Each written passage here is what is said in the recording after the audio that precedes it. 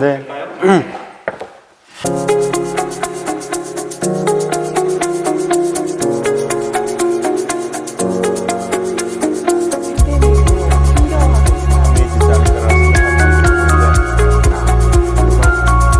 코로나 이전에 메소포타미아나 이집트에서 병이 나오면 이건 다 신병이에요. 네, 모든 종교의 초점은 생명의 가치에 맞춰져 있습니다. 지금 이 자리는 예술이라는 형태를 빌려서 초월성의 가치를 추구하는 생명의 신비에 대해서 나누고자 합니다. 예술은 혼은 생명이지만 형식은 조화에 있습니다. 조화는 서로 다름의 가치를 존중하고 배려하면서 하나의 오케스트라가 됩니다. 서로 다른 음색의 악기들이 어울려서 아름다운 음악을 창출하고 서로 다른 색감의 모아서 하나의 작품을 만들어내듯이 종교는 인간 존재의 향연을 조화시키는 것입니다. 오늘 이 자리에서 말씀하시는 모든 분들의 초점도 생명의 신비에 맞춰져 있고 병들어가는 지구를 살리기 위해서 태초의 정신으로 돌아가자는 것입니다. 인간들끼리만이 아니라 인간과 자연계가 모두 시계의 톱니바퀴처럼 맞물려서 돌아가야 제 기능을 발휘할 수 있습니다. 우리 종교는 이러한 가치를 추구하고 예술은 이러한 가치를 아름답게 드러내는 기능이 있습니다. 아름다움은 그 자체로 의미가 있고 모든 사람의 마음을 흐뭇하게 만들어준다고 생각합니다. 여기에 작품으로 함께 해주신 모든 작가님들, 또 이분들의 작품에 대해서 공감 영역을 확대시키고자 함께 해주시는 여기 계신 연사 여러분들에게 진심으로 감사드립니다. 우리의 이러한 작은 노력들이 연못가에 던져진 조약들처럼 파문을 일으켜서 우리 사회에 조그마한 울림이 될 수 있기를 바랍니다. 다시 한번 이에 함께 해주신 모든 분들에게 진심으로 감사합니다. 안녕하십니까. 제3회 에큐메니컬 문화예술제 토크마당 전문가 편을 시작하겠습니다. 저는 진행을 맡은 김태현입니다. 이번 문화예술제의 주제는 지구적 관심, 희망의 꽃봉입니다. 온 세상이 처음 보는 풍경에 당황스러워하고 있습니다. 그래도 희망을 노래할 수 있지 않을까라는 마음과 꼭 희망을 거론해야 하나? 라는 질문이 동시에 듭니다. 이에 제3회 에큐문화예술제는 좀 특별한 대화가 필요하다는 생각에 네 분의 전문가를 모셨습니다. 선생님들 안녕하세요. 안녕하세요. 안녕하세요. 네, 먼저 자기를 소개해 주시면 좋겠습니다. 네, 안녕하세요.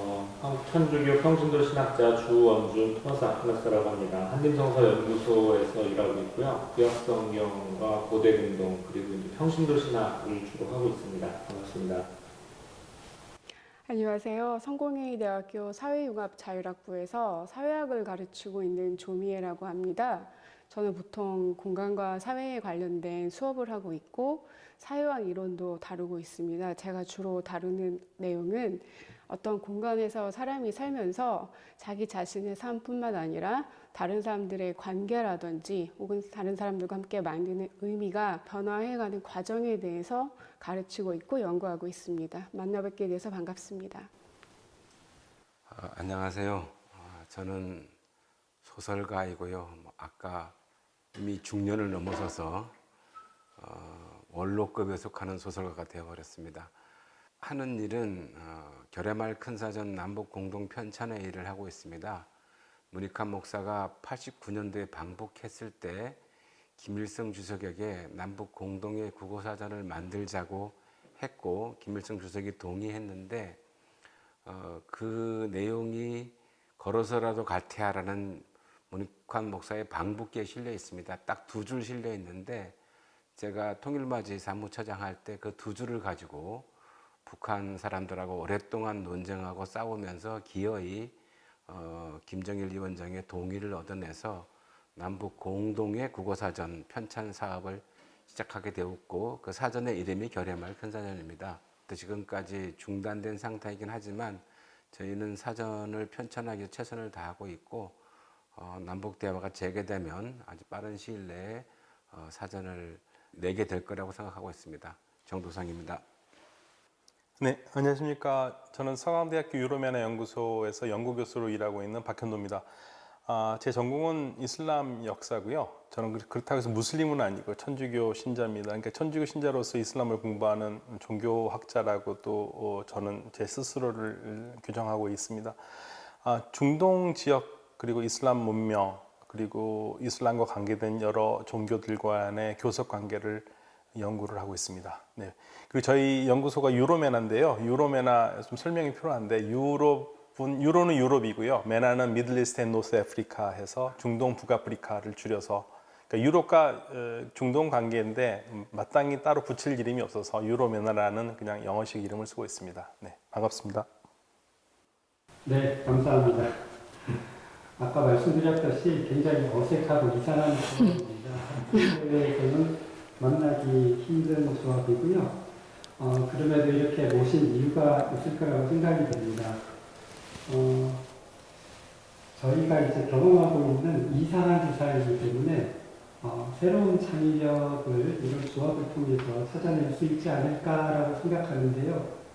이 대화는 우리 스스로 대화의 주제를 찾고 또 그 안에서 답을 내리도록 짜여져 있습니다. 그래서 아주 편안하고 자유롭게 대화를 하시면 좋겠습니다.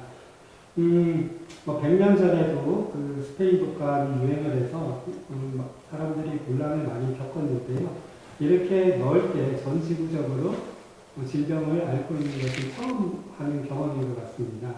이런 이상한 상황들에 대해서 선생님들은 어떻게 보시는지, 이 시대가 어떤 시대인지 느낌이나 관점, 소회 어떤 것이라도 좋습니다. 먼저 말씀을 좀 부탁드리도록 하겠습니다. 예, 너무 급격한 변화여가지고요. 사실은 이제 조금 적응이 좀 돼서 비대면 수업을 지금 한 지가 벌써 세 학기, 네 학기 된 것 같습니다. 이제 적응이 좀 돼서요. 오히려 대면 수업이 좀 이상해지지 않을까라는 생각할 정도로 되는데 돌이켜 보면은 우리가 대단히 급속한 경제 성장 과정을 겪고 왔잖아요. 어렸을 때 보면은 그 새로운 교과서 받았을 때, 뭐 정가 샀을 때, 노트 샀을 때 그 냄새가 굉장히 기억이 나는데 지금은 뭐 전혀 필기도 하지도 않은 시대가 돼버렸고, 그러니까 이러한 상황 속에서 대학도 과연 얼만큼 오래 갈 수 있을까라는 생각도 들고요. 학생들한테 종이로 뭐 답안지를 받아본 지도 꽤 오래됐고 모든 걸 다 디지털로 받으니까요. 엄청나게 변화가 오고 있는데 사실 모르겠습니다. 어떻게 이걸 규정을 해야 될지. 그리고 저한테 배우고 있는 학생들은 이 세상을 어떻게 생각하는지 감도 잘 안 잡히고 오히려 사회학자이신 교수님께서 더 잘하시지 않을까라는 생각이 드는데요. 막연합니다. 솔직히 저는. 네. 그러면 제가 이어서 말씀. 사실 이 토론에 오기 전에 그 사회자님께서 질문지를 주셨어요. 며칠 전에 열심히 들여다봤는데 제 문구, 눈에 띄는 문구가 모든 인류가 코로나 팬데믹으로 힘겨워하고 있다라고 하셨는데 저는 여기서부터가 조금 이상하다고 생각한 게 모든 인류가 힘겨워하지 않고 있다라고 생각합니다.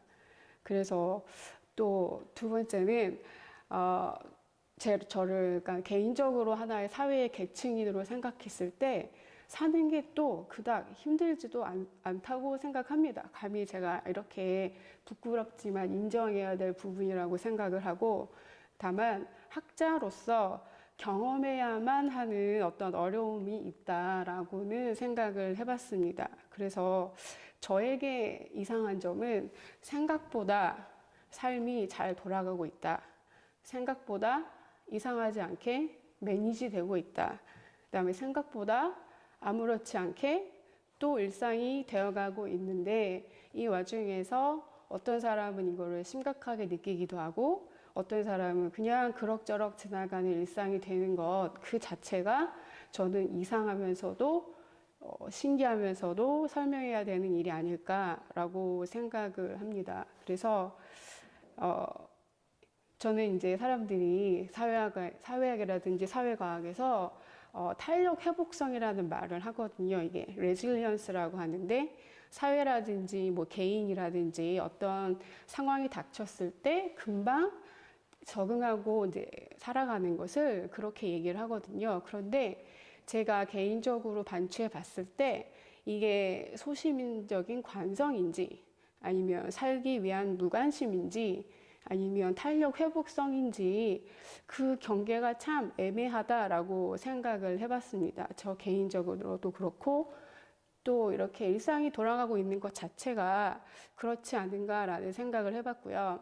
그 다음에 이제 너무 질문지를 시작하기 며칠 전에 바로 주셔서 제가 모르는 주제인데 어떡하나 하다가 하나 이제 문구를 찾아봤습니다. 같은 사회학과에서 같이 근무하시는 분인데 조효재 선생님이 계시고 요즘에 책을 내셨어요. 거기에 어떤 말이 있냐면 그분이 첫 책 시작을 인용을 하셨습니다. 정말 최악의 시나리오는 우리가 알고 있는 지식의 범위 안에서 숨어서 불확실한 미지의 세계를 상상하지 않는 것이다 라고 했고 저는 이것이 지금의 제 모습이지 않을까라고 생각을 했고 또 지금 이상하게 잘 돌아가는 것 같은 하지만 누군가는 힘든 이 상황이라고 생각을 해서 저는 이걸 이제 그러면 내가 이걸 어떻게 정의해야 할까 할 때 우리가 이제 의식적으로 살기 위한 무관심이 아니라 살기 위한 관심으로 바꿔야 되는 때인 것 같고 그리고 이 오늘 마련한 톡 주제도 아마 그런 의미에서 하지 않았을까라고 개인적으로 한번 생각해 봤습니다. 저는 팬데믹이 시작하자마자 어느 칼럼에다가 코로나 예수, 코로나 부처가 우리한테 온 거다라는 글을 쓴 적이 있습니다. 그것은 예수나 부처가 우리한테 구원으로 오는 것이 아니라 저는 늘 예수나 부처를 생각할 때마다 성찰로 온다고 생각을 합니다. 그랬는데 시간이 흘러가다 보니까 성찰은 사라지고 다시 용술청 아까 탄력 회복성을 말씀을 하셨는데 욕망이 억눌려 있다 분출되는 상황으로 좀 옮겨가는 것 같습니다. 우리가 그 위드 코로나를 얘기할 때 그러면 BC 비포 코로나가 있고 AC 애프터 코로나가 있는데 지금 사람들은 비포 코로나 시대로 가기를 원하지 위드 코로나로 가기를 원하지는 않습니다. 위드 코로나의 양상이 전부 비포 코로나의 양상 그대로 재현되기를 바라는 식으로 가고 있어서 저는 매우 걱정이 됩니다. 작가로서 특히 걱정이 많이 되는데 무엇보다도 걱정이 되는 것은 우리가 성찰 없이 욕망의 재생산으로 간다고 하는 점, 성찰 없이 욕망을 소비하고 있다는 점, 그 소비의 양이 점점 많아지고 있는 거죠. 특히 코로나 팬데믹으로 인류가 고통받고 있다고 했을 때 고통받는 인류는 한 50%는 저소득층입니다. 그러니까 부자들은 전혀 고통받고 있지 않았다 하는 말씀을 드리고 싶고요. 가난한 사람들 대부분이 코로나에 걸리고 또한 죽어가고 했다는 사실을 우리가 매우 엄중하게 쳐다봐야 할 것이고, 그리고 이제 가난한 사람들마저도 그 경제가 회복되지 않으니까 결국 소비의 욕망을 채울 수가 없는 상태에 놓여 있다가 최근에 막 그 손실보상이랄지 재난지원금이랄지 소비의 욕망을 채울 수 있는 이게 근거들을 달라는 요구를 끝없이 하고 있습니다. 그러니까 우리가 지난 3년 동안 이 코로나에 대해서 국가적으로, 그다음에 학문적으로, 그다음에 종교적으로 성찰을 좀 깊게 했어야 되는데 일부 교회나 절이나 뭐 원불교 교당 같은 데서는 끊임없이 교도나 신도들한테 이 목회자들이 말씀을 하시지만 실제 생활에서는 이것이 받아들이지 않고 있다. 여전히 욕망의 재생산, 욕망의 소비에만 깊은 관심이 기울어져 있는가 아닌가라는 생각을 전 지금 하고 있습니다. 예, 저는 이제 고대근동이나 구약성경 같은 뭐 우가리시라든지 메소포타미아라든지 이런 쪽의 문헌을 보니까 좀 현대적인 어떤 얘기보다는 크게 이제 한 3,000년 전, 5,000년 전에 일어났던 어떤 일이 우리한테 어떤 영향이나 반추할 수 있는 재료가 될까 이런 얘기를 이제 주로 하고 있는데, 제가 한 3가지 정도 생각을 했었어요. 그러니까 첫 번째는 이게 단순 질병으로 접근을 했었는데, 글쎄요, 고대근동의 질병 중에서는 이게 객관적인 질병은 없거든요. 다 의미가 있고 신이 내린 질병인데, 이런 팬데믹, 이 코로나19가 어떤 우리한테 만약에 신이 내렸다고 하면 어떤 의미가 있을까 이렇게 생각을 조금 하다가 팬데믹이 진행되면서 이거는 그냥 단순한 하나의 질병, 그러니까 길가메시의 어머니가 무슨 꿈을 꾸었다든지 에라이약에서 저승신이 왔다든지 아니면 에레시키갈이 올라왔다든지 뭐 이런 식의 단순한 하나의 개별적 사안이 아니라 공동체 전체가 겪는 어떤 큰 변화를 의미하는 것 같다라고 생각을 해서 이거 그렇다면 이 팬데믹은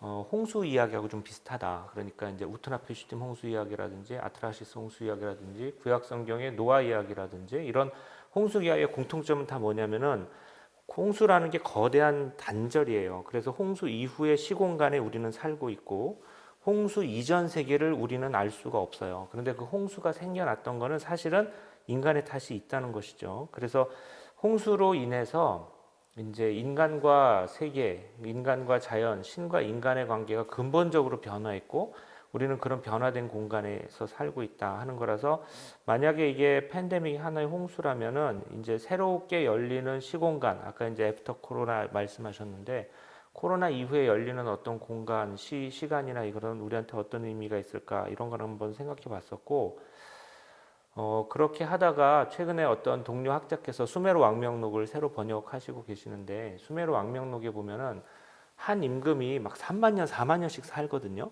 그래서 이게 하나의 임금이라기보다는 하나의 세대라고 생각을 하면 그 중간에 재밌는 표현이 대장장이가 왕이 되었다는 표현이 있고 어부가 왕이 되었다는 표현이 있어요.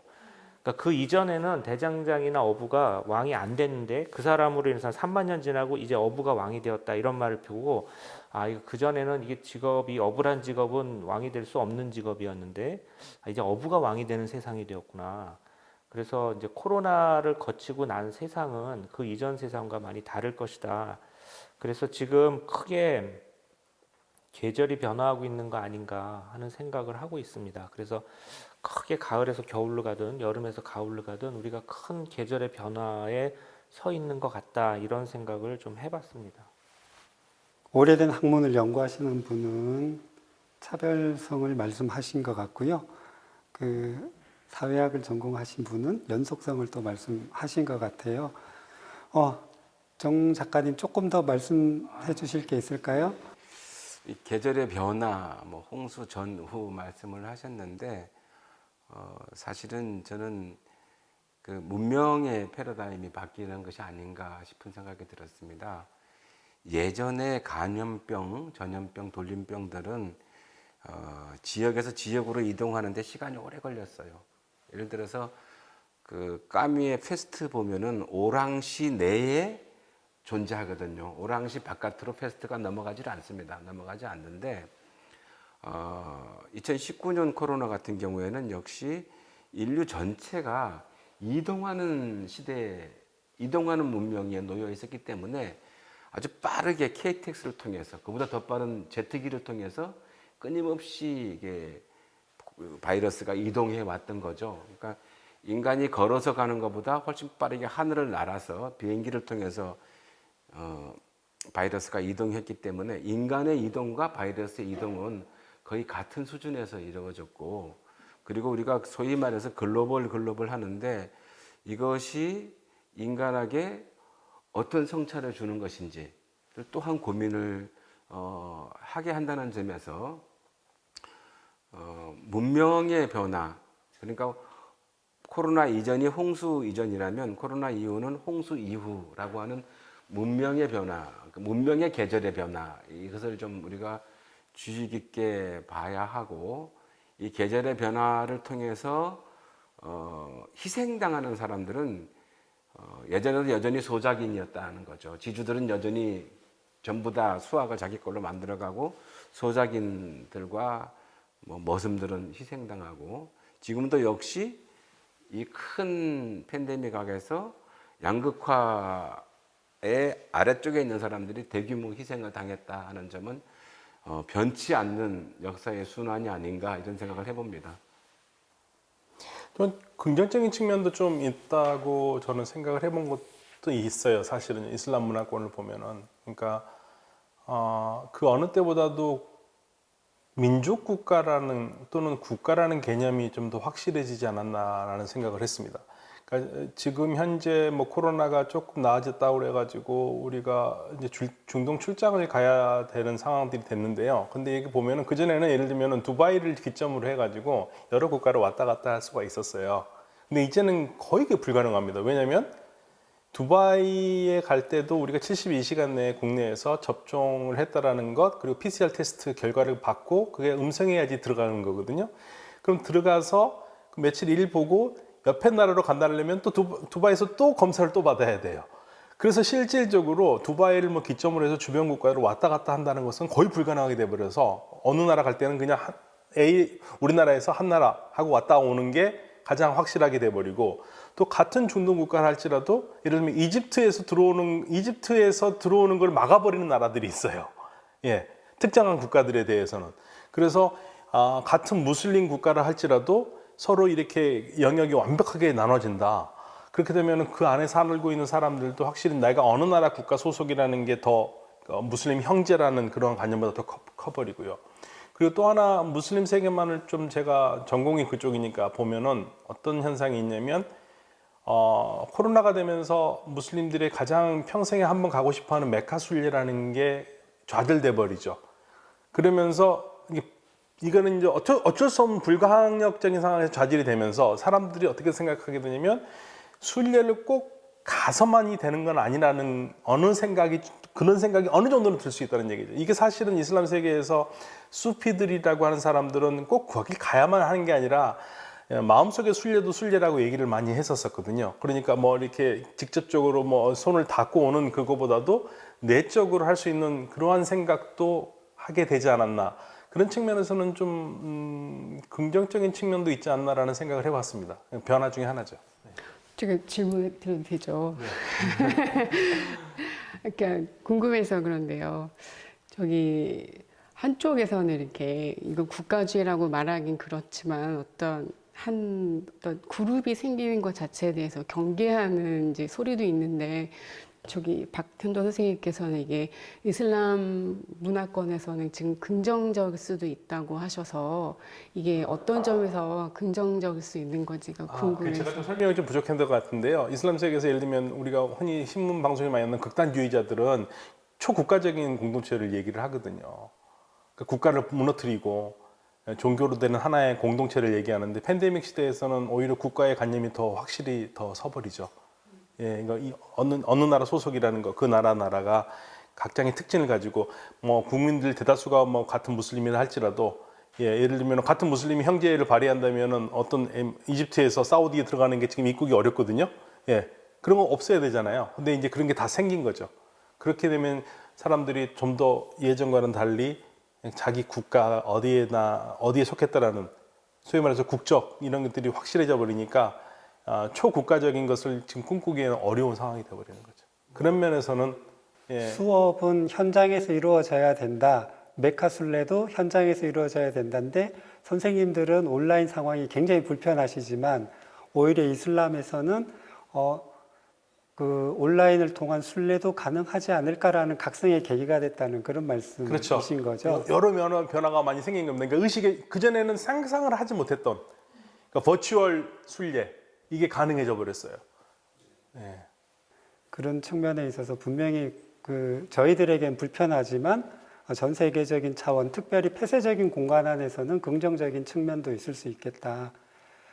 혹시 중동 세계가 이렇게 이슬람 세계가 급격히 확장을 하면서 이와 비슷한 사례들은 없었을까요? 이슬람 제국이 조그만 이제 중동의 종교였다가 전 세계 종교가 되어가는 과정 속에서 경계를 허물고 또 새로운 세계를 맞이하면서 기존과 다른 협소한 공간에서 넓은 공간으로 나가면서 이슬람이 발견했던 그 가르침이나 그 각성들 이런 것들도 좀 지금 한번 다뤄보면 좋을 것 같아요. 사실 근대 이전에는 국가의 개념보다는 무슬림 공동체라는 개념이 사실 강했죠.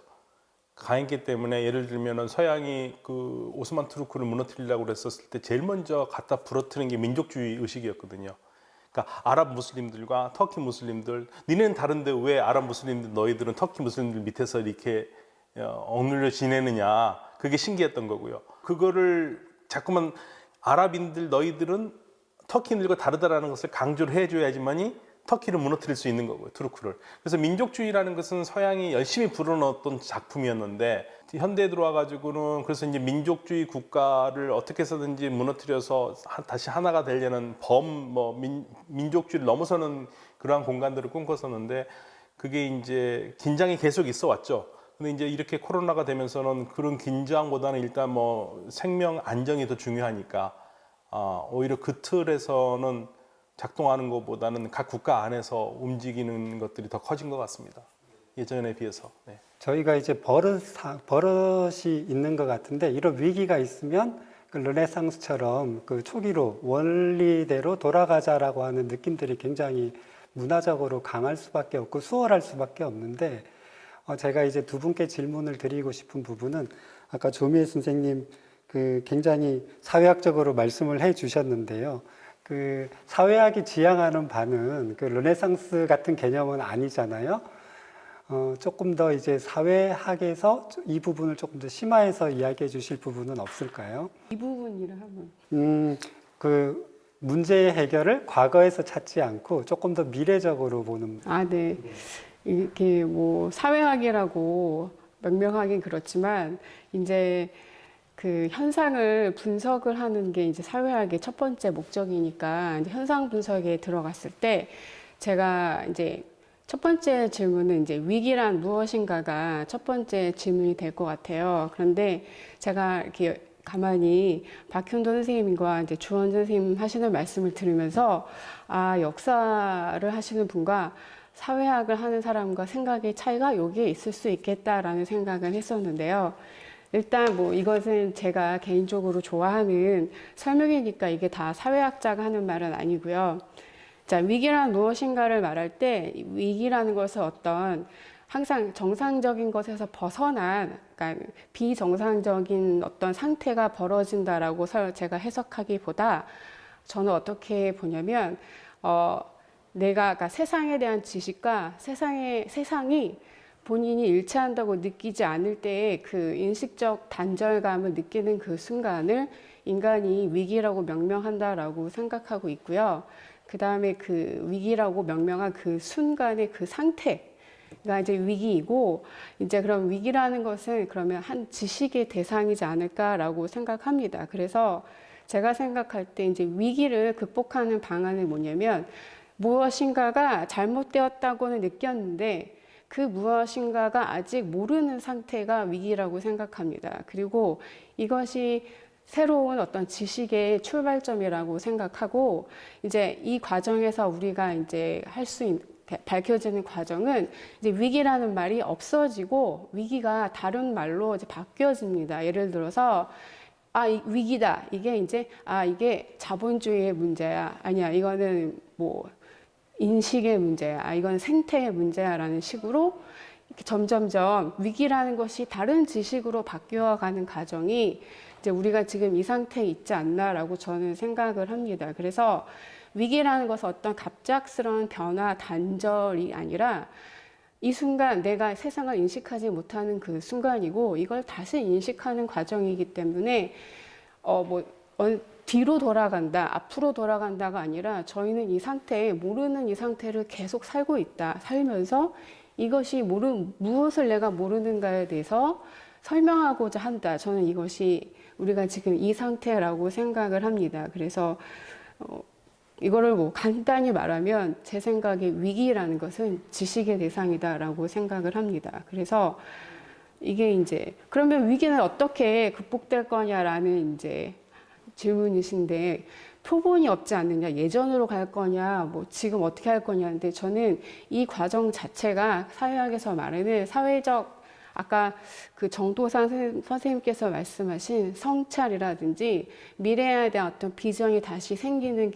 계기라고 생각합니다. 그래서 이렇게 우리가 모여서 말을 하는 이 과정 자체가 위기 이후의 삶을 그러니까 지금의 삶도 상상하고 내일도 상상하는 그런 과정이라고 생각합니다. 그래서 제가 생각하는 위기는 그렇고 이게 어디로 간다라는 방향점이 있는 게 아니라 지금 이 순간이라고 생각합니다. 대답이 되는지 모르겠습니다. 저는 그 관점은 이게 한 방법이나 스코프는 많이 다른데 생각은 비슷하게 갈 것 같은데요. 이제 홍수설화 아까 말씀드렸잖아요. 근데 과거가 단절이 된다. 근데 모든 홍수설화가 사실은 현재를 긍정하는 서사예요. 지금 우리가 사는 세상이 이렇게 해서 열린 거다. 그래서 이게 약간 이제 톤을 보면 구약 성경의 노아 얘기는 뭐 그 무지개도 나오고 그래서 좀 현실을 조금 더 긍정하는 것 같기는 하고 아트라시 서사 이거는 어쩔 수 없어 우리 노동해야 돼 약간 이런 식으로 뭐 어쩔 수 없어 이렇게 됐는데 어떻게 우리 이렇게 살아야지 뭐 이런 식의 얘기 같기도 하고 그건 이제 좀 문헌을 어떻게 해석하냐의 문제 같기는 한데 지금 어떤 홍수 이후에 열리는 세상은 그 이전과 완전히 단절되진 않아요. 어떤 요소는 반드시 이어져요. 그래서 그게 이제 인간의 죄 때문에 그렇게 됐던 아니면 신의 노여움 때문에 그렇게 됐던 뭐든 어떤 이유에서든지 간에 새 세상은 과거의 세상과 연관이 있기 때문에 저는 이게 결국은 연속성과 불연속성으로 갈 것 같아요. 어떤 것이 연속이 되고 어떤 것이 이제 단절되고 내지는 이름이 바뀌거나 생각이 바뀌거나 지식이 바뀌거나 이렇게 이제 할 것 같아서 이제 무엇이 변하고 무엇이 변하지 않느냐 이런 생각을 좀 할 수는 있겠죠. 근데 저는 만약에 변화한다면 이제 큰 변화라고 우리가 생각을 한다면 지식의 변화를 포함해서 관계의 변화가 근본적으로 일어날 것 같아요. 자연과 인간의 관계라든지 아니면 신을 믿는 사람이라면 인간과 신의 관계라든지 큰 의미의 변화가 동반되는 어떤 계절의 변화다 이런 느낌을 좀 갖고 있습니다. 신과 인간의 관계에서 사실은 신이라고 표현되는 모든 것은 자연이라고 저는 생각을 합니다.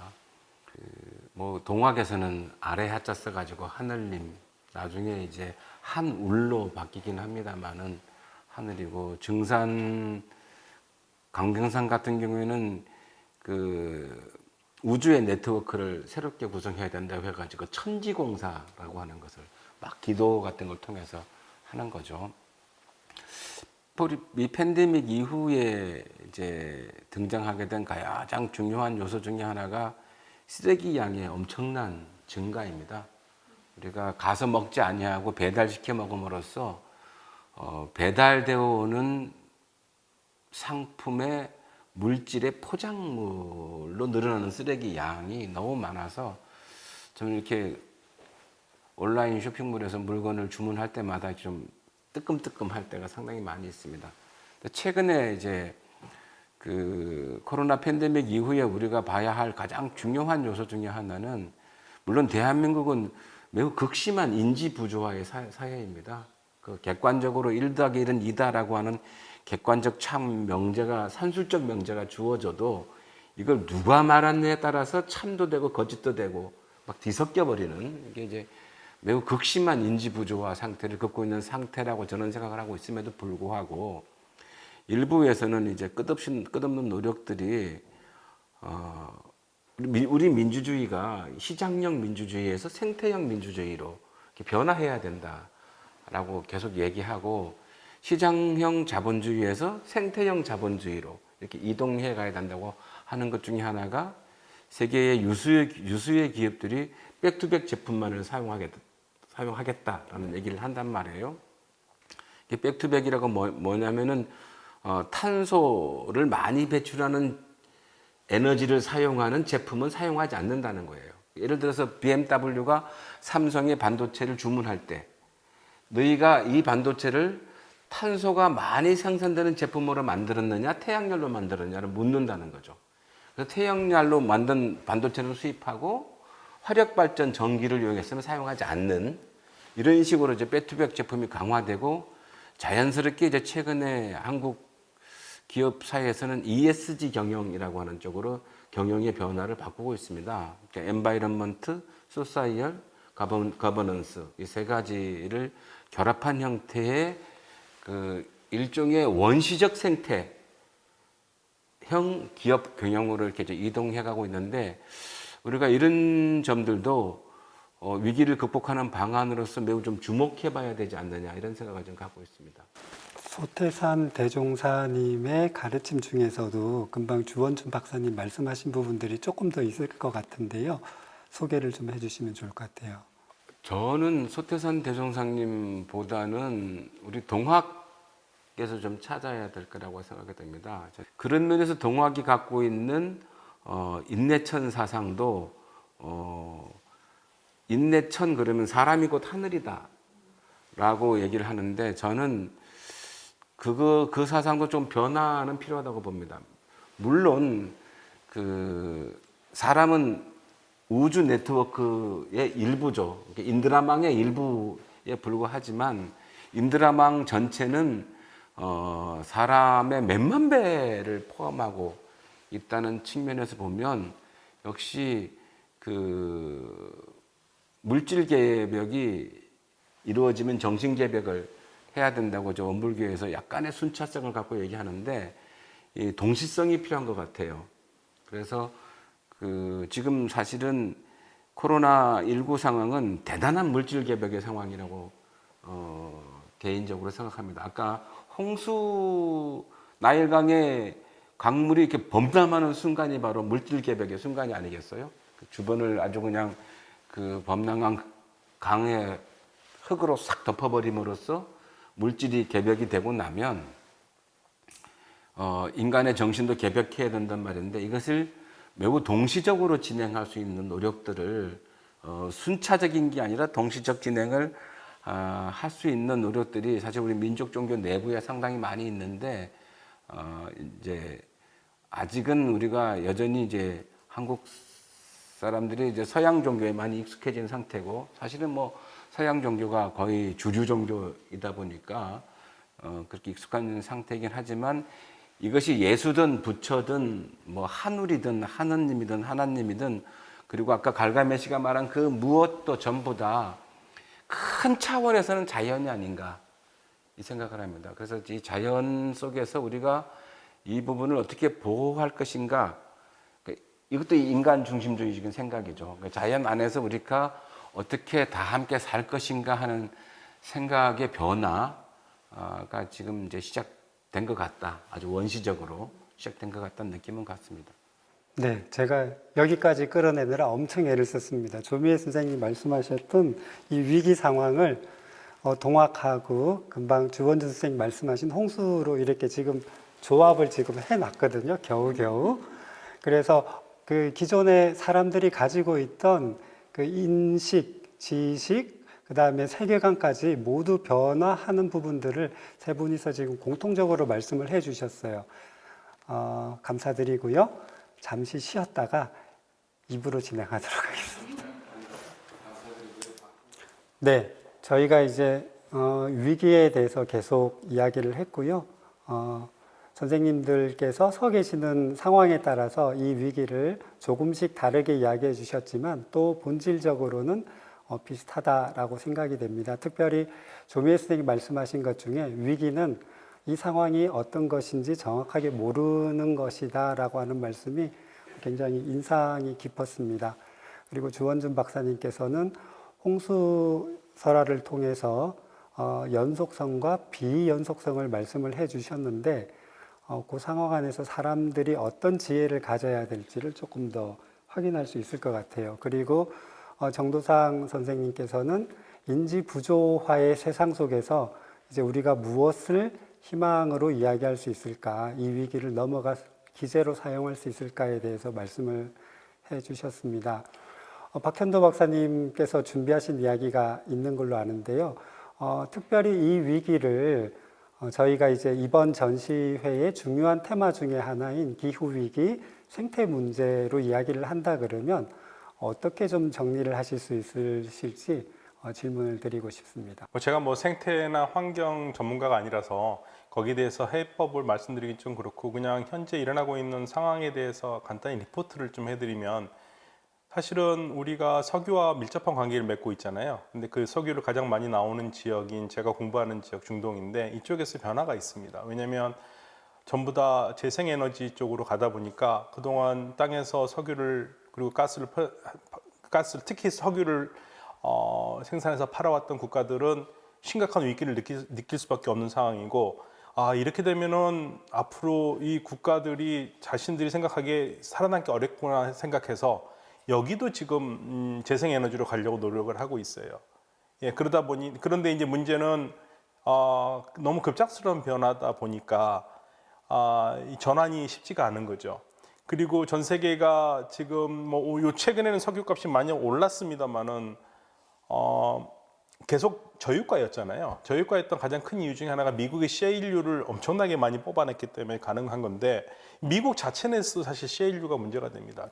우리가 기본적으로 보면은 전통적인 석유는 이렇게 마치 우물 밑에 웅덩이가 있어가지고 웅덩이에서 우리가 커피를 뽑아내듯이 이렇게 뽑아내는 건데, 기존층은요.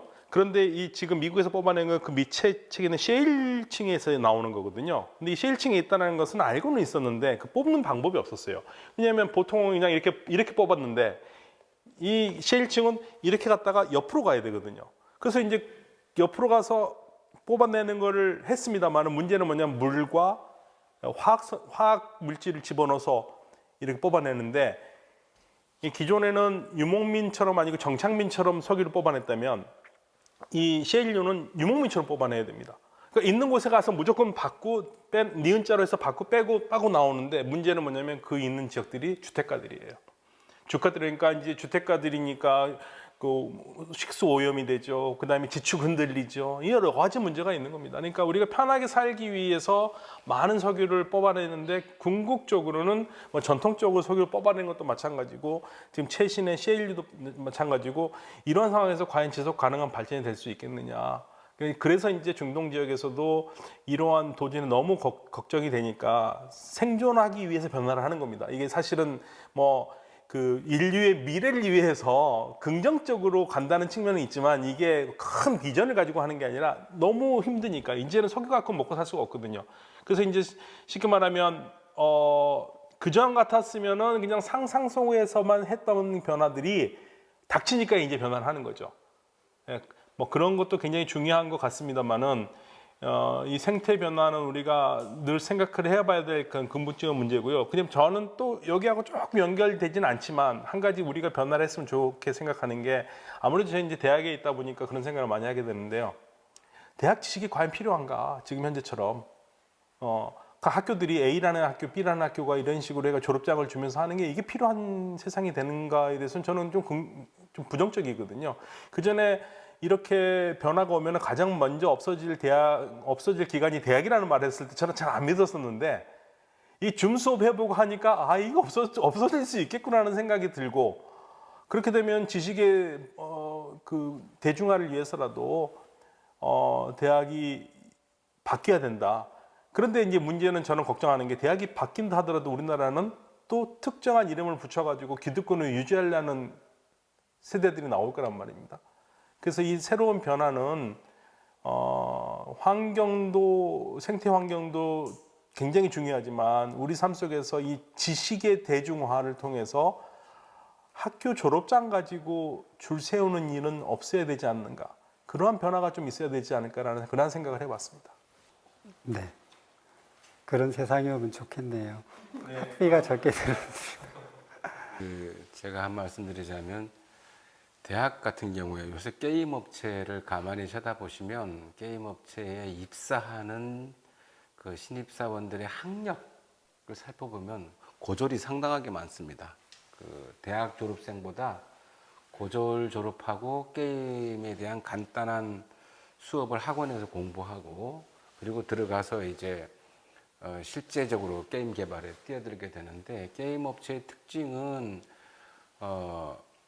하나의 프로젝트를 수행하고 A 업체에서 어떤 게임을 만들었으면 이 친구가 그 업체에 계속 있지 않습니다. 다른 프로젝트를 따라서 회사를 옮겨 다니면서 임금이 올라가는 형태로, 연봉이 올라가는 형태로 진행하고 있기 때문에, 제가 아는 친구 중에 끝내 대학을 못 간 친구가 있어요. 공부를 안 해가지고 고등학교 때. 그런데 여성인데 게임 학원을 다니더니 우리나라 유수의 게임 업체에 들어가서 벌써 한 7년, 8년 됐는데 이미 연봉이 1억 가까이 돼버렸어요. 계속 옮겨 다니면서 커리어가 계속 쌓이는 거예요. 어떤 게임을 개발했다, 어떤 게임을 개발했다. 한 기업에서 오래 근무하는 게 아니라 이 사람은 직장인이 아니라 직업인이 되어 있는 거죠. 그러니까 하이퍼 지식의 사회로 이미 일부 영역에서는 가 있는 상태인데 반해서 전통적인 그 기업, 재벌 기업 중심은 여전히 대졸자 중심으로 이제 가고 있는 거죠. 그 측면에서 보자면 최근에 미국의 페이스북이나 뭐 마이크로소프트나 이런 데 보면은 특히 구글 같은 데서는 대학 졸업자를 별로 선호하지 않습니다. 구글 학원, 자기네 구글 회사에 입사해서 여기서 공부해서 입사하는 쪽으로를 선호하지, 어느 대학을 나왔다 하더라도 구글에서 또다시 교육을 시켜야 되는 문제가 생기기 때문에 굳이 대학 졸업자를 원하지 않는 상태로 이미 세계적인 기업들은 가고 있는 상태라고 말씀드릴 수가 있겠어요. 네, 조미애 선생님, 이직은 그 공간의 문제하고도 긴밀하게 관계가 있는 걸로 알고 있는데요. 저 들으면서 이제 생각한 주제는 뭐냐면, 처음에 이제 생태랑 환경에 대해서 말이 나오다가 이제 대학 교육에 대한 말이 나오고, 그 다음에 다시 경제 영역으로 말이 돌아가서, 이거를 생각해 보면 이걸 어떻게 연결시킬까 제가 지금 한번 생각을 해봤습니다. 그래서 사회학 자체 내에서 지금 어떤 움직임이 있냐면, 생태 문제라는 것, 기후 팬데믹에 대해서 사실은 지난 400년간 자본주의라는 생활 양식이 어떤 결과적인 측면으로 얘기하는 게 있는데요. 가령 우리가 생산한다라고 말을 할 때 하는 단어가 자본이라든지 노동, 뭐 투자 이런 건데, 사실 생산한다는 생명과 세계가 다 어우러져서 하는 건데, 마치 생산한다가 어떤 우리의 어떤 생활의 한 부분, 경제라든 한 분야로서 인식되어짐으로 인해서 생산한다라는 것에 인간 이외의 것들이 다 빠져 있는 것에 대해서 지금 좀 반성을 하고 있습니다. 그래서 생산한다라는 것의 의미를 경제 영역이 아니라 우리 모든 것에 다, 모든 영역에 벌어지고 있는 어떤 논리로서 설명해야 된다라는 그런 말이 나오고 있고요. 이제 그 다음에 이제 뭐가 문제냐면, 그러면 누군가는 이제 그런 생산이 아닌 생명체와 생태를 위한 생산을 하기 위해서 지금 해야 되는데, 많은 사람이 주저하고 있는 이유는 지금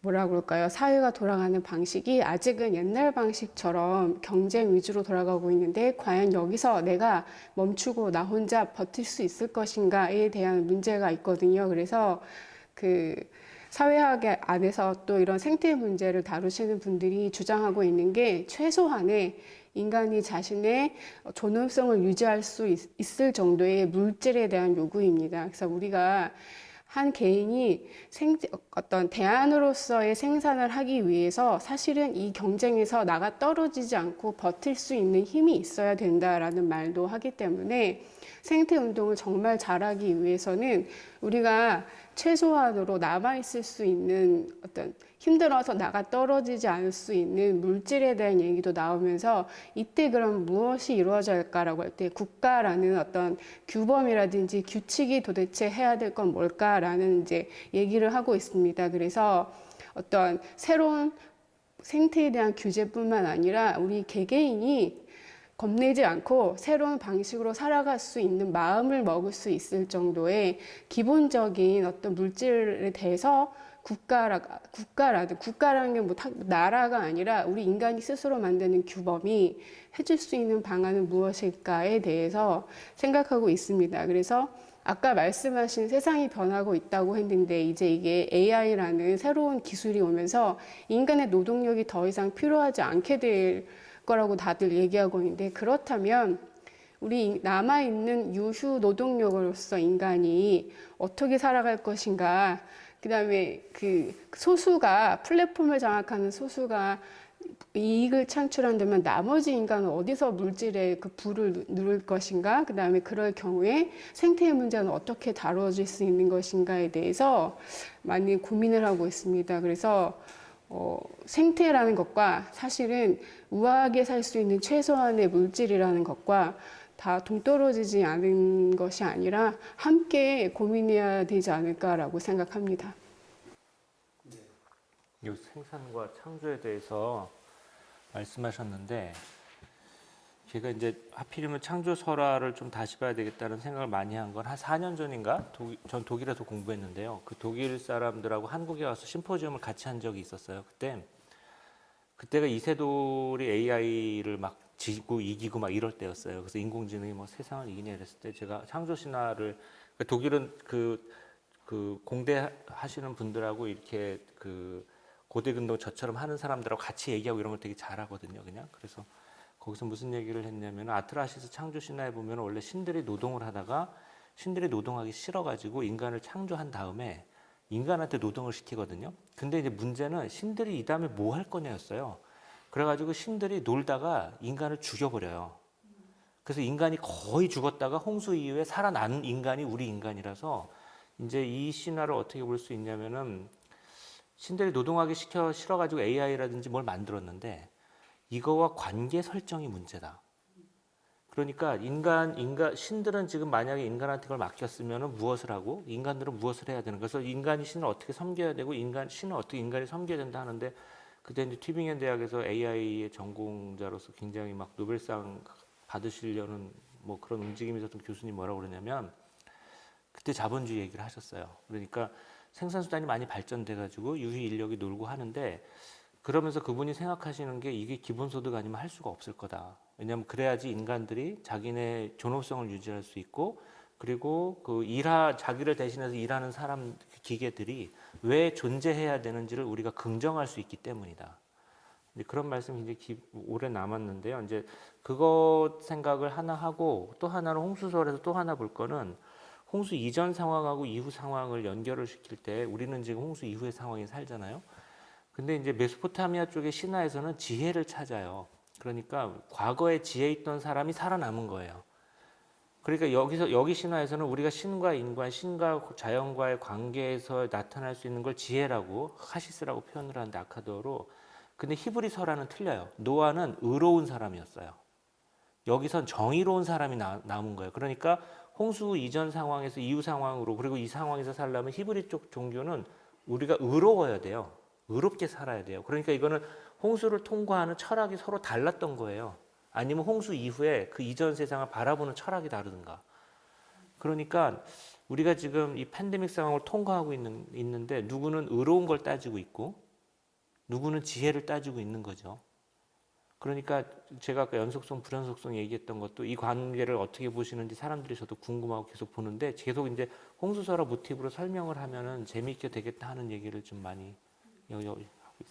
이거는 굉장한 연구 주제인 것 같은데요. 앞으로 학문 간 교류가 굉장히 필요하겠다고 생각됩니다.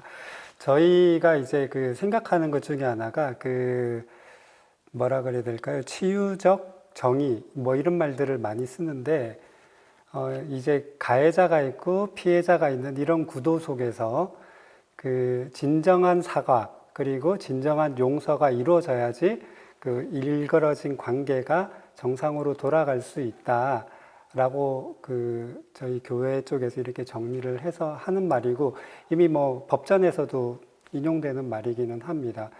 근데 최근에 들어서 이 말이 역시 이제 강자의 편에서 구사될 때 그 가해자의 언어여야 되는데, 이것이 어떤 중재자나 그리고 가해자가 이 말들을 차용해 버렸을 때는 또 다른 지배 구조로 작동하는 것들을 너무나도 쉽게 경험을 했거든요. 저희가 그 생각을 해볼 게 지금 딱 정리를 해 주셨어요. 생태 문제는 기본적인 물질의 문제이고 지혜의 문제로 연관이 되고 또한 정의의 문제이기도 하다라고 하는 측면에서 오늘 대화가 굉장히 의미가 있다라고 보고요. 여기 보시면 이제 문익환 목사님도 계시고 몇 분이 계신데 저희 주변에서 이렇게 용감하게 현 상황을 돌파해 나가신 분들의 이야기를 좀 듣고 싶은데 정 작가님 말씀을 해주시면 좋겠습니다. 제가 이제 문익환 목사님하고 같이 일도 많이 하고 이제 범민족 대회 같은 거 할 때 문익환 목사님 연설문을 제가 주로 썼습니다. 한글 2.5 시대에 이게 전부 다 이게 짝퉁을 쓰다 보니까 인쇄하려고 엔터키 누르면 이게 전체 파일이 사라지는 경험을 많이 해서 연세대학교 시 현장에서 땀을 뻘뻘 흘리고 목사님은 나가서 말씀을 하셔야 되는데 정책실에서는 연설문이 안 나오고 막 그랬던 기억들이 많이 있습니다. 문익환 목사님의 옥중서신을 가만히 읽어보면요, 통일운동은 생명운동이어야 한다는 말씀이 여러 번 반복돼서 나옵니다. 그래서 이 통일운동을 우리가 남북 간의 문제랄지 분단체제 극복의 문제랄지라고 보지 말고 보다 폭넓게 봐서 모든 생명이 서로 어울려져 사는 세상으로 가는 게 통일이어야 한다고 말씀을 하시고, 통일운동에서 가장 중요한 영역은 역시 여성이다는 말씀을 아주 많이 하셨어요. 그래서 여성들이 나서서 문화운동, 생명운동을 해 주어야만이 통일운동이 생명운동으로서의 가치를 가지게 될 것이다라는 말씀을 곳곳에서 해주셨는데, 아직 이제 우리나라 여성운동이 생명운동으로 못 가고 있는 것 같아요. 여전히 그 페미니즘 내에서 어쩌면 미투 운동에 갇혀 있을 수도 있겠다. 어쩌면 요거보다 더 확장돼서 나가지 못하고 남성을 일종의 약간의 좀 대립적인 관계로 판단하면서 이렇게 생명 전체를 아우르는 그로 나가지 못하고 대립을 강화시키는 쪽으로 흘러가고 있는 게 하는 아쉬움이 상당히 큽니다. 아까 정의 말씀하셨는데 저는 가끔 정의의 의자를 설명할 때 이게 중국말로는 양 아래에 나자가 있습니다. 양 아래에 나자인데 이 단어가 성립되기까지는 굳이 말씀을 길게 할 필요 없고, 내가 양을 모신다라는 게 의롭다는 뜻입니다. 내가 양을 모신다. 그러니까 내가 호랑이를 모시거나 사자를 모시는 게 아니라 내가 양을 모신다고 하는 것은 무슨 뜻이냐면 나보다 약한 존재들, 우리가 자연하고 나하고 1대1로 붙으면 토끼도 나보다 약하고 사자도 약하고 곰도 약합니다. 사실은 강물도 약하기도 하고, 그러니까 나보다 약한 존재들을 모실 때 이때 의로워진다는 이제 말을 한단 말이에요. 그래서 그 생명평화운동의 핵심은 나보다 약한 존재를 모시는 일인데, 그 중에서 모시는 방식으로는 우리 욕망의 소비를 절제와 균형 속에서 해야 되겠다. 이렇게 돼서 좀 철학적으로는, 사회학적으로는 절제와 균형을 시민들에게 끝없이 얘기하고, 종교 내부에서도 성직자들이 절제와 균형, 욕망의 절제와 균형을 계속 얘기해 줌으로써 지구 생명 전체 혹은 우주 생명 전체의 어떤 균형력, 그것이 코스모스일 수 있겠죠. 코스모스의 상태를 계속 유지할 수 있도록 특히 이제 종교가 더 많이 나서야 할 때가 아닌가, 이런 생각을 좀 갖고 있습니다. 네, 정의에 대해서 그렇게도 이해를 해주시네요.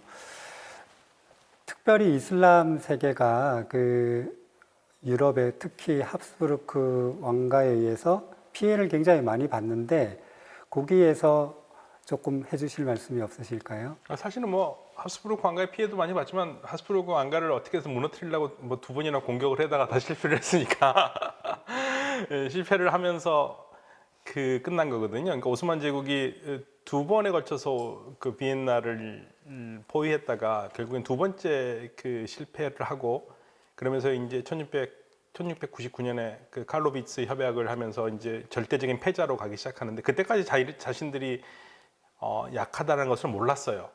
그러니까 칼로비츠 조약에서 이 조약을 맺으면서 패자 역할에서 조약을 맺거든요.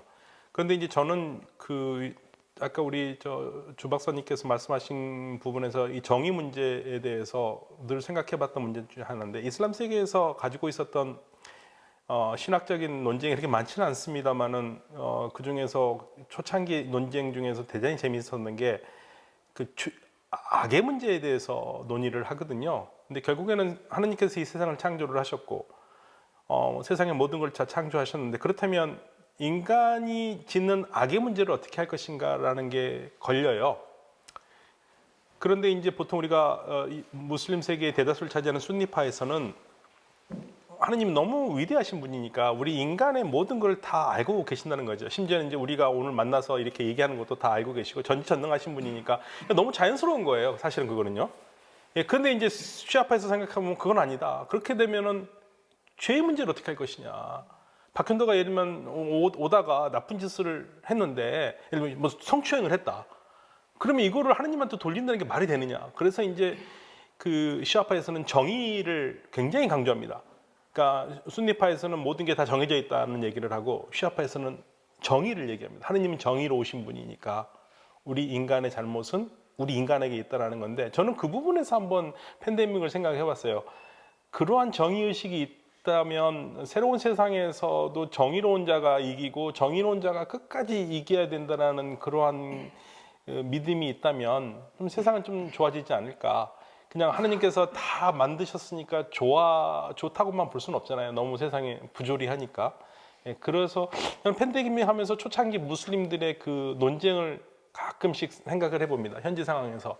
그리고 이제 제가 또 하나 팬데믹 상황에서 관심을 갖고 있는 것은 결국 배분의 문제인데요. 우리가 우리 한국 사회에서 계속적으로 대입 초봉들 얘기를 하고 있지만 솔직히 말씀을 드려서 지금 대학교에서는 대학 졸업생들의 초봉보다 훨씬 돈을 못 받는 선생님들이 더 많습니다. 네, 그 누구도 그 얘기는 안 해요. 그렇다고 해서 제가 이 말을 그 대학교 가르치는 선생님들한테 월급을 초봉만큼 주자는 얘기는 아니에요. 예. 근데 얘기를 못 합니다, 선생들이. 그러니까 학생들이 취직을 해서 와가지고 연봉 얼마 못 받아요. 그런데 그 얘기 지금 그 말하는 선생님보다 훨씬 많아요. 이 선생님이 1년 버는 돈보다. 이러한 상황이거든요, 사실은. 근데 우리가 그렇다고 해서 거기 대입 초봉을 좀 낮춘다든지 가르치는 선생님들 더 많이 주라는 그런 건 아닙니다만은 우리 사회에서도 말 못하고 있는 사람들이 굉장히 많습니다, 사실은요. 예. 그래서 이 팬데믹 상황에서 우리가 한 번은 생각을 해봐야 하지 않느냐. 대학뿐만 아니라 못 받는 사람. 그렇다면 저도 궁극적으로는 갈수록 일자리는 줄어들 거고요. 선생님들도 필요 없는 세상이 됩니다. 인터넷으로 올려놓고 오면 되니까. 저도 오늘 수업 이게 연가이다 가지고 녹음시켜가지고 올려놓고 왔거든요. 녹화시켜가지고요. 예. 그렇게 되면 과연 전통적인 의미에서 선생님이 필요할 것인가? 그러면은 궁극적으로 많은 일자리가 줄어들 텐데 답은 진짜 저도 주 박사님처럼 기본소득밖에 없을 것 같아요. 네. 그런데 이제 우리 사회에서는 이제 기본소득이 하면 이제 빨갱이가 되니까 그게 이제 문제가 되죠. 우리 정 작가님 말씀하신 거 제가 인상적인데 인지 부조화. 예, 1 더하기 1은 2라는 것을 누가 말하면 맞고 누가 말하면 틀리니까 이러한 문제이 참 네. 어렵습니다. 저도 그 생태 문제 하시는 분들이 그 개개인에게 책임을 떠넘길 때 되게 불편하거든요. 그러니까 개인의 생태를 위한 헌신들 있잖아요. 쓰레기를 적게 배출하는 거, 이런 것들을 굉장히 요구를 할 수 있는데 이게 그 소위 말해서 수도원적인 삶을 개인에게 요구를 하는데 개인이 할 수 있는 게 전체 소비량의 5%도 차지하지 않고 오히려 대기업이라든지 제도적인 문제들을 개선을 할 때 훨씬 더 효율적임에도 불구하고 그 사람의 양심의 문제로 이렇게 접근을 해버리는 그런 부분들이 굉장히 불만스럽다라고 생각을 하고 있는데요. 네. 이제 인지 부조화와 관련해서 얘기를 더 하고 싶은 것은 뭐냐면 우리나라뿐만 아니라 전 세계가 이 상태에 놓여가고 있다는 거예요. 그래서 그 학교에서 공부하시는 연구자들이나 성직자들 몇 계층을 빼고는 일반 대중들은 대단히 큰 인지 부조화 상태에 빠져 있다. 미국 당연히 뭐 민주주의 세계 최고의 민주주의 국가라는 미국도 보면은 트럼프가 당선되기도 하고 바이든의 인기가 확 떨어져 있기도 하고 어떤 주는 아예 백신을 의무적으로 못 맞게 하는 조례 같은 것도 발표해 버리기도 하고 또 이제 한국 사회 같은 경우에 이제 선거를 맞이했는데 전 세계의 선거가 최고나 최선을 뽑는 게 아니라 최악을 피하려는 선거가 아닌가. 차악을 선택하는 선거. 그런데 이제 한국 사회는 이상하게도 인지부조화가 더 극심해서 이게 최악이 누군지 차악이 누군지도 모르는 상태에서 지금 막 가고 있는 것이 매우 가슴 아프고 생각이 됩니다. 기본소득과 관련해서는 토마스 모의 유토피아를 보면은 이제 외국인들이 유토푸스라고 하는 섬을 점령을 해서 이상적인 도시를 건설하잖아요. 이 도시를 건설하고 도시를 운영하면서 나오는 이익을 시민배당이라고 하는 걸로 주어서 시민들을 우아한 삶의 질을 높이는 방향으로 유토피아를 구성하는 것이 이제 유토피아의 내용인데 사실은 이제 거기로부터 시민배당으로부터 기본소득의 개념은 잡혀왔고 중세 시대도 역시 있었고 핀란드에서는 실험도 해봤고 최근에는 뭐 빌 게이츠, 일론 머스크, 그다음에 트위트 대표 회장 이런 분들, 그다음 교황님까지도 심지어는 기본소득 말씀을 하십니다. 하고 그 중에서도 이제 그 빌 게이츠가 가장 그 현실적인 대안을 내놓았는데 존재하는 모든 로봇에 세금을 매기자는 거예요. 로봇이 인간의 일자리를 빼앗아 가니까 로봇의 세금을 매겨서 이 로봇 세금을 통해서 기본소득을 지불을 하자. 그리고 이제 각 대기업이나 아주 최상류층이 해외에 빼돌린 재산을 전부 환수해서 이거 환수된 재산과 로봇세를 매겨서 기본소득을 제공을 해주면 인간이 일자리를 잃어버린 상태에서 최소한의 삶을 유지할 수 있는 근거는 마련할 수 있겠다라고 하는 게 최근에 이제 기본소득의 방향으로 가고 있습니다. 근데 한국 사회는 아직은 기본소득 논의를 하기에도 인지 부조화가 극심하고 저는 이제 이 모임에서 그런 생각을 많이 합니다. 우리가 이 대화에서 제일 중요한 게 생명운동으로 어떻게 전환시켜 갈 것인가 이것을 종교 내에서도 생명운동이 필요한 것 같고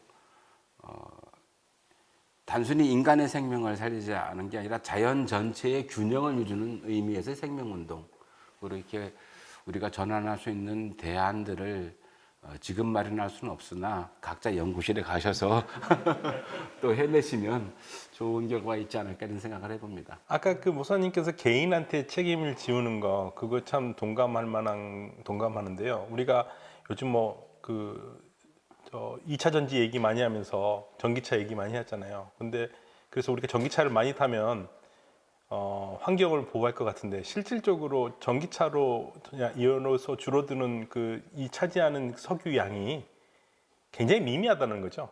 그러니까 궁극적으로 자동차가 문제가 아니라 이 원유를 써서 발전하는 그러한 거대한 규모를 바꿔나가기 않는다면 우리가 뭐 친환경차 탄다라는 게 그 석유 소비나 이런 부분에서 크게 도움은 안 된다는 그렇게 얘기를 합니다. 네, 공감했습니다. 저도 많이 그런 건 들었는데요. 그 탄소 배출권과 관련된 경제에서 실제로 굴뚝산업이라고 탄소를 많이 배출하고 석유하고 석탄을 많이 쓰는 나라는 탄소 배출권에 협약을 안 하거나 아니면 다 10년, 20년 뒤에 한다고 말해놓고 실제로 공장이 국내에 없는 나라는 탄소 배출권 한다고 그러고 실제로는 탄소 배출권이라는 경제를 만들어가지고 일자리를 늘려놓은 거 아니에요. 경제를. 그러니까 실제로 개인들한테 뭐 페트병 적게 써라 이런 거는 거의 뭐 1%, 2%밖에 안 되고 실제 경제가 돌아갈 때는 거의 참여하지 않고 있는 거니까 약간 이제 뭐 인지 부조화라고 말씀하셨지만은 약간 저는 위선이 있다고 생각을 해요. 그리고 또 하나는 저는 결국은 크게 봐서 생명이 이긴다고 생각을 하는데, 제가 옛날에 무슨 토론을 하다가 재밌는 생각을 한 게 있는데, 후쿠시마나 체르노빌에 가보면은 생명이 사실은 방사능 때문에 다 죽어야 되는데 거기 풀도 있고 막 노루도 뛰어다니고 막 이런단 말이에요. 그래서 쟤네들은 도대체 어떻게 사는 거냐. 그래서 인간이 결국은 방사능에 적응한 거다. 아니 생명이 적응한 거다. 그래서 저는 얕은 방사능과 함께 사는 위드 방사능도 열릴 수 있고, 결국은 생명이 어떻게 해서든지 적응해서 나아가긴 하는데, 그게 우리가 보는 이제 지금 많은 분들은 디스토피아를 그리고 있는데 디스토피아가 될 수도 있고, 또 아니면 우리가 전혀 상상하지 못했던 어떤 것이 될 수도 있으니까 조금 뭐랄까요, 생명이 나아가는 방향을 우리가 어떻게 할 수 있을까, 계절의 변화에서 좀 그런 생각을 종교인으로서 좀 해보겠다. 그 인류가 겪어왔던 엄청난 격변기가 결국은 이제 산업혁명 이후에 그 모더니즘을 빼놓고 말할 수가 없을 텐데, 도저히 극복할 수 없는 이 상황에 대해서 혁명을 위한 칼 막스 같은 사람도 있는 거고요. 또한 이제 뭐 조금씩 수정해 나가면 뭐 기존의 질서를 유지하면서도 살 수 있겠어라고 하는 막스 베버 같은 사람도 분명히 존재를 할 수 있을 텐데, 지금 선생님들 말씀하신 내용들을 생각을 해보면 그분들 이후에 인류가 100년 이상을 구축해 놓은, 200년 정도를 구축해 놓은 이 시스템은 그분들이 바라보던 세상하고 또 너무 다른 것 같아요. 그런 측면에 있어서 굉장히 혁명적이다라고도 생각을 하고 있습니다. 그럼에도 불구하고 그 어떤 분이 말씀하시는 것처럼 생태 위기는 결국은 인간의 위기 아니냐라고 하는, 금방 주 박사님 말씀하고 똑같다라고 생각이 되거든요. 인간이 없어지고 나면 자연은 다시 자기 모습으로 돌아올 거다. 그 일이 오기 전에 인간이 어떤 조치를 해야 되는데, 그렇다라고 해서 또 다른 그 전체 시스템을 한꺼번에 다 뒤집어 버리는 혁명을 이야기를 할 수 없으니까 종교는 희망을 이야기를 하게 되는 거고요. 선생님들도 각자의 방법으로 생태를 위해서는 그 기본적인 기본소득이 필요하다. 그리고 이것이 정의의 문제이고 인간의 지혜의 문제다라고 계속 말씀을 해주셨는데, 시간이 많이 됐기 때문에 이제 조금 정리하는 입장에서, 그럼에도 불구하고 혁명이 아니더라도 인간들이 이 위기를 극복해낼 수 있는 가능성이 있을까? 아니면 전혀 없을까? 이런 부분들로 이제 마무리 발언들을 해주시면 좋을 것 같습니다. 제가 사회학 대표로 나왔으니까 사회학과 연결시켜서 조금 말씀드리겠습니다. 사회학 전공을 들어가게 되면 제 첫 번째 배우는 그 개념이 사회학적 상상력입니다. 그래서 사회학적 상상력을 풀어서 얘기하면, 그러니까 개인 나의 일상에서 벌어지는 것들을 역사라는, 즉 인과응보, 역사성과 연결시켜 생각해보고, 더 큰 사회적인 제도와 구조, 즉 관계랑 연결시켜서 생각해보라는 어떤 그 습성이라고 해야 되나, 소양에 관해서 이제 배우게 됩니다. 근데 제가 이 톡에 나오면서 생각을 해봤는데, 그렇다고 사회과학이라는 과학이 종교적인 생명에 대한 것과 통하지 않느냐, 저는 생각해 보니까 사회학적 상상력이라는 게 어떤 저기 다른 다양한 종교 분야에서 오셨지만, 제가 알고 있는 종교의 그 개념에 의한다면, 예를 들어서 뭐 측은지심이라든지 내가 대접받고 싶은 대로 남을 대접하라, 뭐 그런 거라든지, 뭐 음과 양이 조화를 이룬다든지, 그런 모든 게 결국은 과학에서 추구하는 사회학적 상상력과 종교에서 추구하는 희망이 별로 다르지 않다라고 생각합니다. 그래서 우리가 배움을 멈추지 않는 한, 생각을 멈추지 않고 기도를 멈추지 않는 한, 그게 그 자체가 희망이 아니지 않을까라고 한번 생각을 해봤습니다. 저는 그 가능성이 있다고 생각하는 사람인데요. 지금 이제 MZ 세대와의 세대 갈등 얘기를 하면서 조사를 한번 해봤는데, 어떤 공공기관 같은 경우에 55세 이상이 34% 정도가 됩니다. 그리고 이제 MZ 세대도 역시 한 35% 정도 되더라고요. 근데 MZ 세대가 승진의 기회가 없다고 불평 불만을 하도 많이 해서 제가 뭐라고 했냐면, 이 세대, 그러니까 55세 이상의 세대가 앞으로 10년 이내에 니네 회사에서 다 사라질 거다. 그럼 얼마나 너희들한테 갑자기 확 열리겠느냐.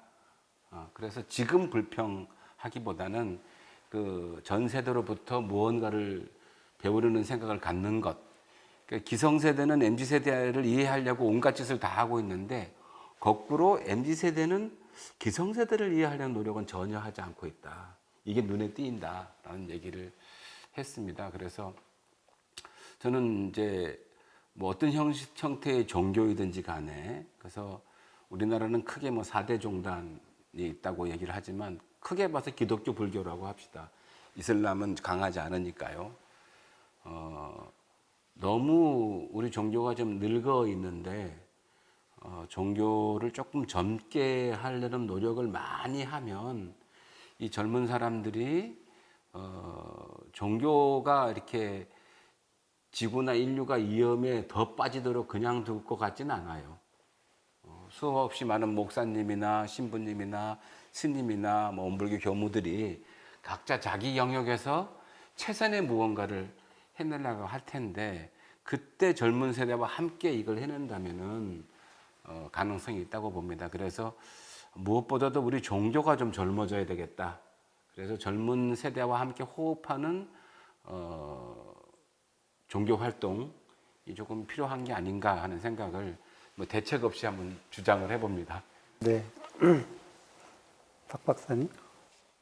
저 사실 종교가 현대 삶 속에서 얼마나 의미가 있는지를 사실은 저는 잘 모르겠어요. 최근 들어가지고는 더군다나 저도 어렸을 때 열심히 뭐 신앙 활동도 하고 지금도 제 마음속에는 믿음을 가지고 있지만 과연 그게 얼만큼 사회를 변화할 수 있는가는 잘 모르겠고 오히려 저는 사실 제가 속해 있는 전통을 좀 더 비판적으로 더 보게 되고 저뿐만 아니라 다른 종교들도 비판적으로 보게 되고 그렇게 보게 되거든요. 그런데 오히려 우리 인류사를 보면은 탈 종교가 될수록 사회가 더 나아진 건 아닌가라는 생각을 좀 많이 합니다. 사실은. 예. 그러니까 무슬림 세계도 젊은 친구들이 이슬람 세계에서 벗어나면서 변화를 얘기를 하고 있고 우리 한국 사회도 비슷하고요.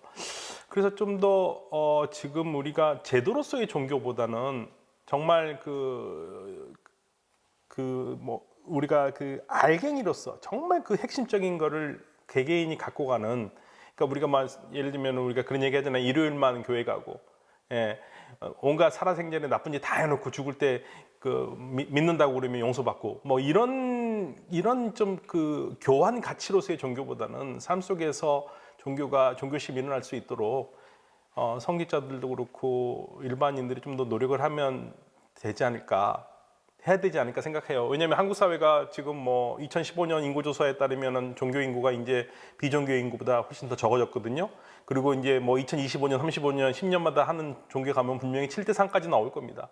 그 종교 의미가 별로 없는 세상이 될 것 같은데 진짜 그 종교가 그 인원이 많아서 되는 건 아니잖아요. 그러니까 그 가르침을 뭐 7대3이든 6대4가 되든 8대2가 되더라도 나머지 80이나 70, 60을 채울 수 있는 그러한 가르침으로 좀 변했으면 좋겠습니다. 네. 꼭 종교가 아니어도 좋습니다. 네. 희망에 대해서 말씀해 주시면 될 것 같아요. 아, 이거 빨리 했어야 되는데 마지막 말을 해가지고. 이런 그 세계의 변화, 팬데믹이라든지 뭐 생태의 변화 아니면 환경의 변화 이런 거를 종교인들이나 종교적 성찰과 이렇게 사회학 하시는 분들이라도 문학 하는 분들이나 예술하는 분들과 하는 토론에 참여하거나 대화를 듣고 있으면 어떤 종교적인 역할, 영성의 역할이 앞으로 중요하다라고 말씀하시는데 저는 그렇게 생각하지 않거든요. 왜냐하면 종교는 문제 일부예요. 그러니까 지금 문제를 만드는 데 일조했지 해결하는 어떤 주체로 나서고 있는 뚜렷한 집단이 있나? 만약에 뭐 프란시스코 교황님이 이렇게 열심히 노력하시는 건 있고 몇몇 종교인들이 참 열심히 하시는 건 있지만 종교 전체적으로 어떤 대안이 될 수 있나? 그래서 저는 이것도 약간의 인지 부조와 같거든요. 그리고 젊은 세대일수록 종교에 대한 관심이 퍽 적고요. 제가 아는 어떤 중학교 교사인 친구는 중학교 2학년 자기 학교에 한 200명 정도 되는데 교회나 성당 다니나 손 들어봐 그럼 전체 200명 중에서 5명 손 든대요 지금. 그러니까 그 세대는 아예 관심이 없는 세대로 가고 있고 점점점 관심이 없어지니까 이게 지금 어떤 식으로 갈지는 잘 모르겠어요. 그런데 아까 그 박현도 박사님 말씀하셨듯이 저도 세속화가 일정하게 종교가 정신 차리는 역할을 하는데 도움을 주고 있다고 생각을 해서 이슬람도 그렇지만 그리스도교 신학의 역사도 세속화가 강한 나라에서 신학이 강한 현상이 있어요. 자꾸 설명을 해야 되니까 자기가 뭔가 신학이 좀 강해지는 면이 있어서 세속화를 일정의 종교적인 테마로 종교적인 태도를 받아들인다면 세속화라는 물결 속에서 종교가 한쪽에 세속화가 있고 한쪽에는 생태변화, 팬데믹이 있는 상황에서 종교가 어떻게 돼야 될 것인가 이거는 잘 모르겠어요. 그래서 제가 그 계절의 변화가 어떻게 갈지 잘 모른다고 생각하는 건 일단은 큰 계절의 변화 속에서 무엇이 변하고 무엇이 변하지 않는가를 느끼는 사람들이 더 많아져야 될 것 같은데 이게 종교나 모든 걸 다 떠나가지고 프란치스코 교황님이 교황 되자마자 한 말씀 중에 제가 제일 인상 깊었던 건 시간이 공간보다 위대하다란 말씀이에요. 그러니까 뭔가 이렇게 공간적으로 서 있고 어떤 체제가 돼 있고 그럼 우리 눈에 그것밖에 보이지만 이것도 다 생사소멸하는 것이고 시간의 변화 앞에서 지금 있는 게 한 5년이나 2, 3년 후에 없어질 것도 굉장히 많거든요, 지금. 그러니까 시간을 중심으로 보게 되면 그러면서 좀 큰 계절의 변화를 느끼는 담론이 이런 대화가 계속 저는 좀 많아지는 게 좋다고 생각을 해서 오늘 여러 주제를 왔다 갔다 했지만 계속 이렇게 좀 얘기를 나눠야 될 것 같아요. 네, 말씀 잘 들었습니다. 오늘 대화는 뭐 특별하게 답을 얻기보다는 들으시는 분들께서 또 보시는 분들께서 내가 생각하고 있는 세상 변화, 그 가운데서 나는 계속 살아갈 수 있을까? 내 이웃들과 어떻게 존재할 수 있을까에 대해서 화두를 던진 자리라고 생각이 됩니다. 특별히 이렇게 전공이 다르시고 관점이 다르신 분들을 모셔놓고 이야기를 했는데요. 그 가운데서도 뭔가를 공통점으로 찾을 수 있게 됐다. 생태의 문제는 결국 인간이 초래한 것이고 이 안에서도 정의와 그 착취의 구조가 분명히 존재하고 있다. 그리고 이 문제를 해결할 수 있는 것도 인간 자신인데 인간 자신에게 보다 안전한 구조를 확보해 주는 것이 생태 문제, 사회 문제들을 해결해 가는 가장 중요한 원동력이다라는 것으로 저는 배움을 얻었습니다. 앞으로도 이런 만남 계속하면 좋겠는데요. 선생님들 기회 내주시면 좋을 것 같고요. 갑작스럽게 아주 이상한 조합으로 모셨는데 이상하지 않고 너무나도 좋았습니다. 감사합니다. 인사하고 마무리하겠습니다.